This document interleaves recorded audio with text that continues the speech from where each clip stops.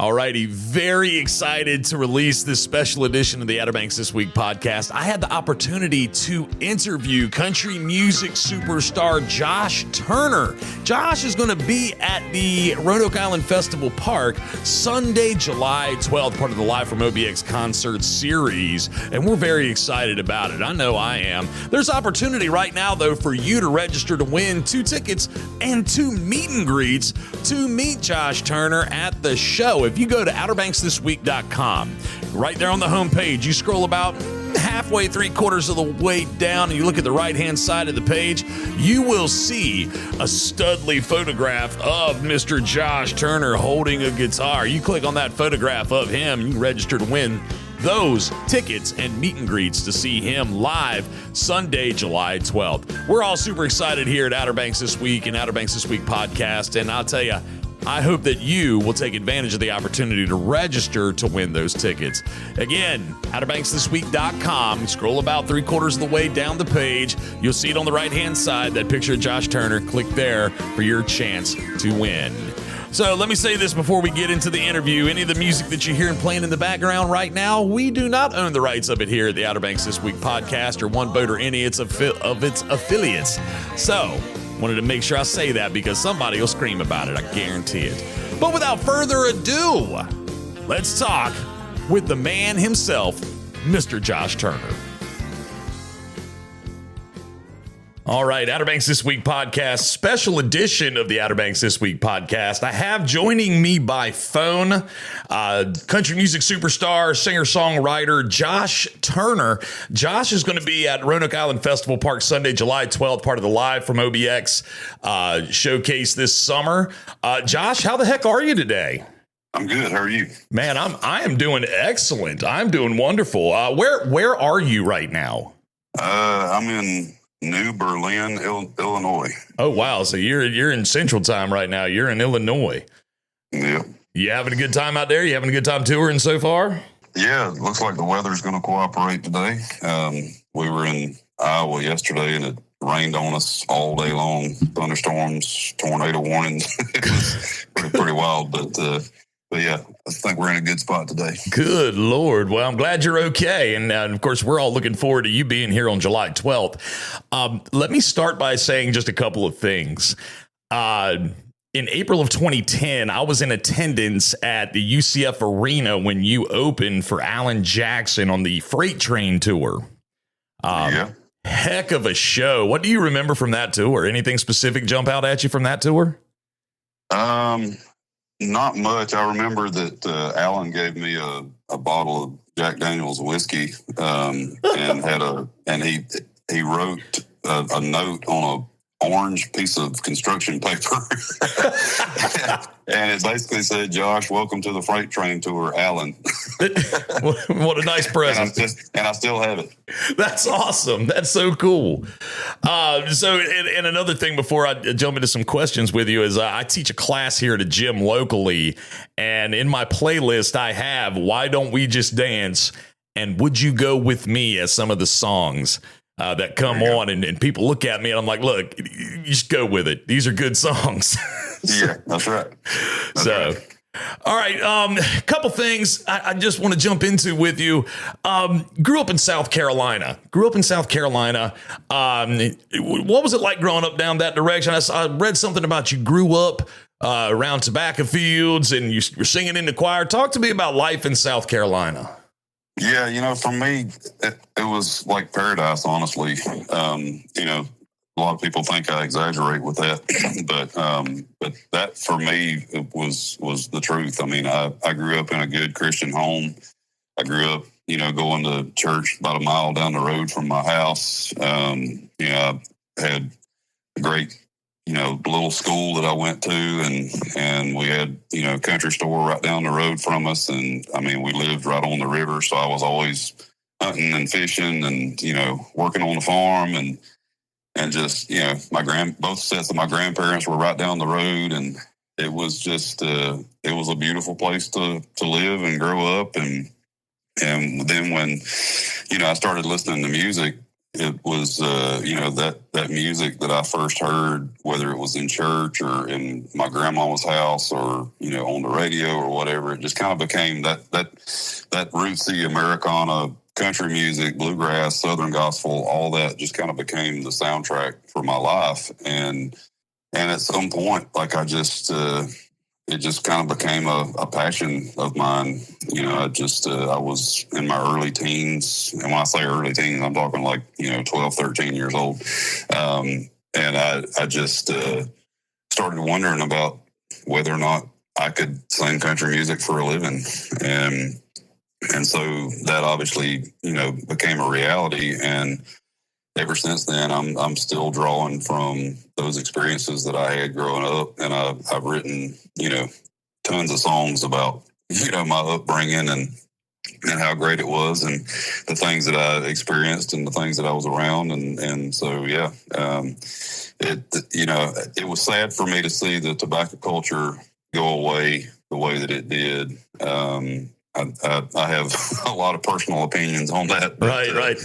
But it literally changed where I'm from. That culture has completely changed, and it's just it's kind of sad, honestly.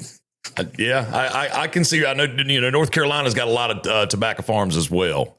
So I can appreciate your thoughts and feelings in that regard. So I was reading somewhere you started singing in the church choir. Okay. And you've got this deep, and I always wondered if, some people sound like they sing, that sort of thing. And you really do. You've got that deep baritone voice about you. But I also read something about you had a little bit of a scare when you were like 17, 18 years old with your voice. What was that like for you? Yeah, it was the year I graduated high school in 96. I basically developed a lesion on my right vocal cord that, scared the daylights out of me, because I just thought that my dreams were shot and my future was over. But God had his hand on me the whole time. The doctor that had seen me originally there in South Carolina said, "Hey, if you're wanting to do this for a living, you need to go see the pros." And so he referred me to the Vanderbilt Voice Clinic in Nashville. And ironically, that was my first trip to Nashville. And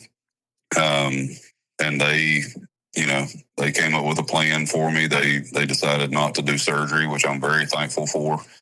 But I had to go through a lot of classical vocal training. I had to go through speech therapy. I mean, I basically had to learn how to sing and talk all over again, because I didn't know there was a proper way.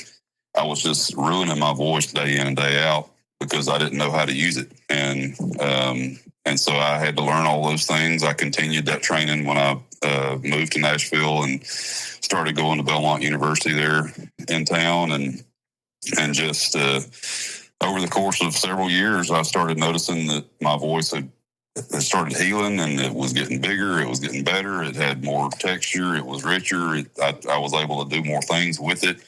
And the fatigue was becoming less and less. And I just realized that that injury was actually a blessing in disguise, because it prepared me for, the grueling schedule that I was going to have as a touring recording artist, and just the demands that would put on me. And so that I fell back on that training, every day pretty much. And I still do.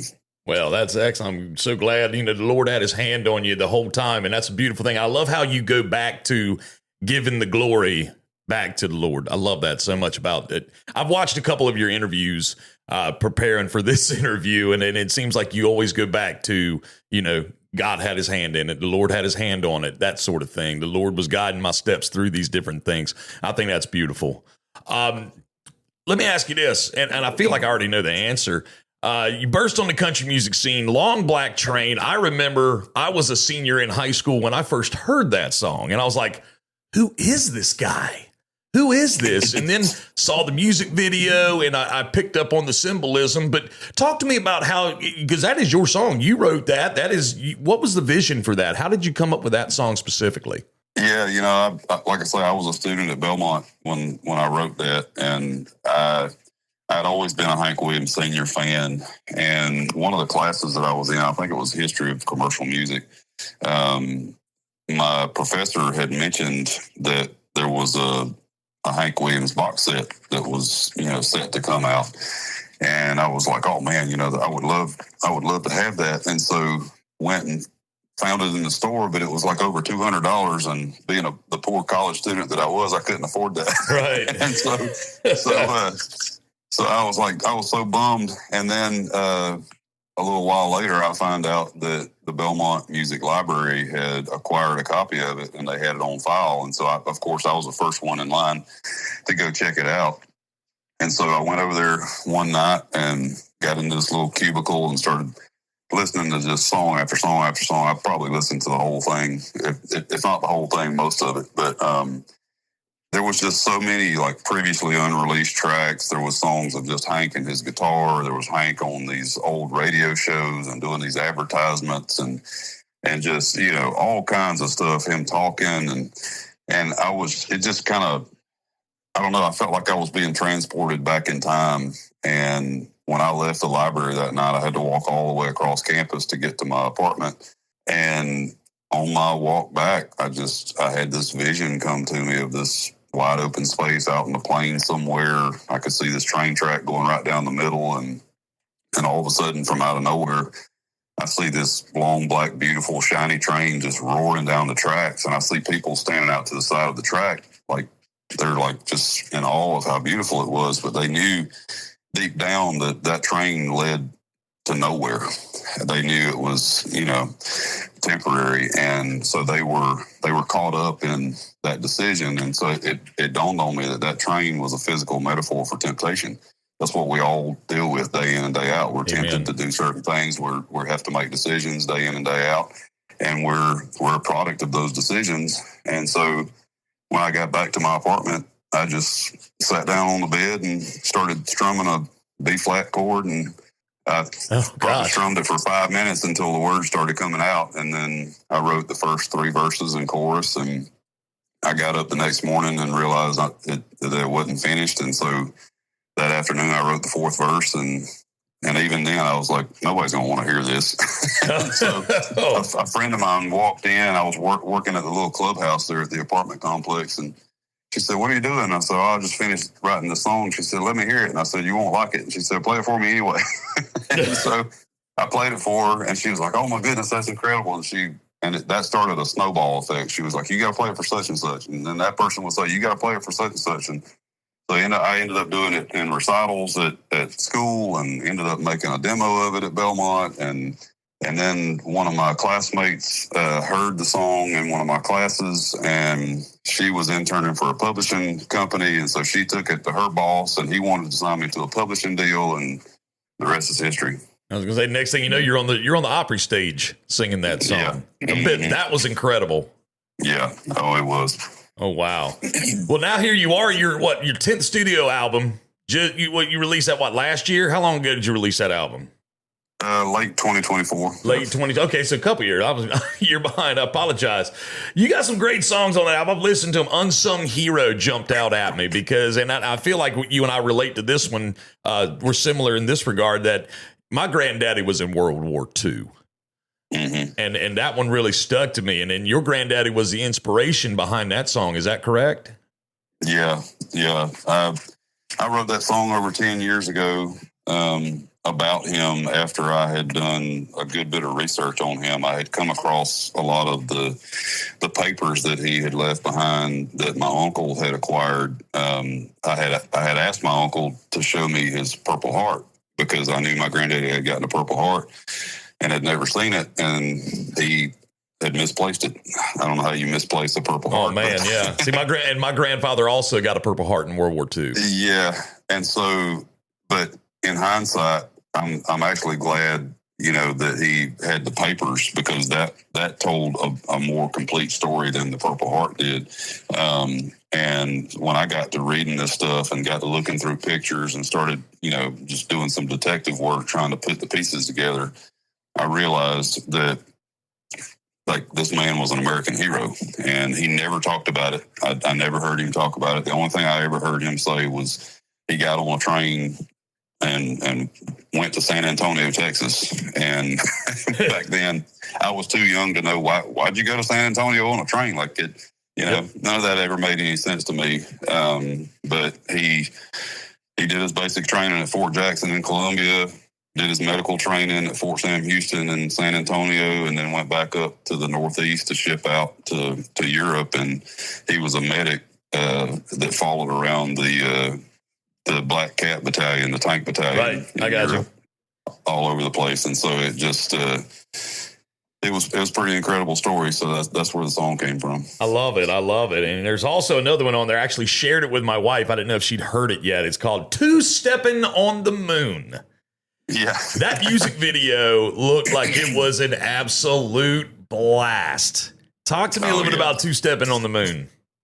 Yeah, so that's my blue truck in the video. Oh, gosh. And I came up with the name of the honky tonk because we were looking for a good name for it. And so Half Moon Landing is actually the name of a boat ramp close to where I grew up, and on the Lynch's River. And so there was a lot of personal touches in there. It was my idea to sit down and be eating a moon pie. I saw the moon pie and I was like, you got to be kidding me. What flavor moon pie was it? Do you remember? I don't remember.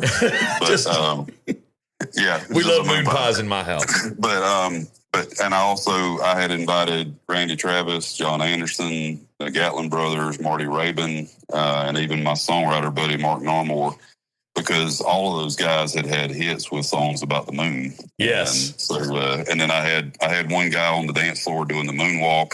I see. Yeah. So there was all kinds of little, crazy little references, in there. That was definitely a fun video to watch. Like I said, I shared it with my wife, and I'm sure it's one of the many songs you'll probably be playing for us at Roanoke Island Festival Park. Couple more questions, and I know you got to go. I was watching one of your interviews, and I noticed in the interview you were wearing an Atlanta Braves hat. Are you a Braves fan? I am. Okay, now let me here's a follow up to that part. Who's your favorite player, past and present? Well, to keep from getting in trouble, I'm going to have to say Chipper Jones and John Smoltz. Chipper Jones and John Smoltz, two great players, legends. Because I'm friends with both of those guys. Hall of Famers, love that. Okay, and what about current day roster? Current, probably Austin Riley. Austin Riley is. I felt like that's what you're going to say. I don't know why, but I Austin Riley was the one that was jumping out at me. We're huge Braves fans in our house. We got the Braves Vision package. We watch all the Braves game all year long in my house. There you go. Good deal. We're huge fans. And now I want to leave you with one last question. Have you ever been to the Outer Banks? Have you ever been to our coast here in North Carolina? So I have. I just haven't had enough time to spend there, unfortunately. But my grandparents actually had a beach house in Holden Beach, North Carolina, which is like on the southern end. Okay. But yeah, I've been up and around the Outer Banks a little bit, but like I said, I've never had enough time to actually spend there to actually enjoy it. Okay, so that goes right into my next little follow-up question with this. What do you hope to experience? Are you going to be able to hang out for a little bit? Are you coming in doing the show and you got to bounce again? How's that going to work? Do you have anything you would like to try to do while you're here? Yeah, unfortunately, I'll just be in there, be in and out, because we're actually going to be in Myrtle Beach the day before. So okay. Yeah, it just kind of depends. See if you can maybe pull something off. I don't know. Well, we're really excited about having you here. I know that my wife, when I told her that you were coming and it was announced earlier this year, she said, "We're going." And I said, "You think?" Absolutely, we're going. Yeah, I guess it was end of last year or maybe earlier this year, I finished the book called Andy and Don about Andy Griffith and Don Knotts. Yep. And it mentioned Manteo in there a lot, about it because that was where Andy lived and all that. So it's kind of crazy. Next thing I know, I'm getting an offer to go play at Manteo. All right. Well, let me help you out a little bit, Mr. Josh. Say Manteo. Manteo. Manteo. Oh, that's how you pronounce it. Okay. That's how you say it. So when you get on stage and you say hello, don't say Manteo. Say don't do that. Say Manteo. They didn't tell me how to pronounce it in the book. So. It's like Maneo. Manteo. Okay, Don't Manteo. pronounce the T. You. Forget about That's that easy. T. I can tell when I was like Manteo. There we go. Manteo. Forget the T. Oh yeah. Well, when you get in the Carolinas, like you never know how you're going to pronounce something. I mean, it's like you got Beaufort, South Carolina, and you got Beaufort, North Carolina. That's right. It's like you never know. That's right. Well, I'll do a little tip for you right there. So, Josh Turner, Roanoke Island Festival Park, Sunday, July 12th. Tickets on sale right now at livefromobx.com. Josh, thank you so much for giving me a few minutes. We look forward to seeing you that Sunday, July 12th. Yes, sir. Looking forward to it. All right. You have a great day, sir. All right. You too. All right. Bye-bye. All right. Bye. Man, what a super nice guy to talk to. I'm telling you, very down to earth. Probably one of my more favorite interviews that I've ever done with celebrities. Again, super nice guy. I hope that you are able to get tickets to the show. You can go online to livefromobx.com to get the tickets. Or, as I said a moment ago before the actual interview, go online to outerbanksthisweek.com. You can register to win right there. If you go to outerbanksthisweek.com, scroll about 3/4 of the way down the page, you will see where you can click for your chance to win. You see that picture of Josh Turner? Click here to register. You can win 2 tickets and 2 meet and greets to go see him live Sunday, July 12th. Also, but hey, again, if you want to go ahead and get those tickets, you can get them right now, live from obx.com. They're on sale right this minute. Again, special edition of the Outer Banks This Week podcast. So special to talk to Mr. Josh Turner, and I hope to see you at Roanoke Island Festival Park Sunday, July 12th.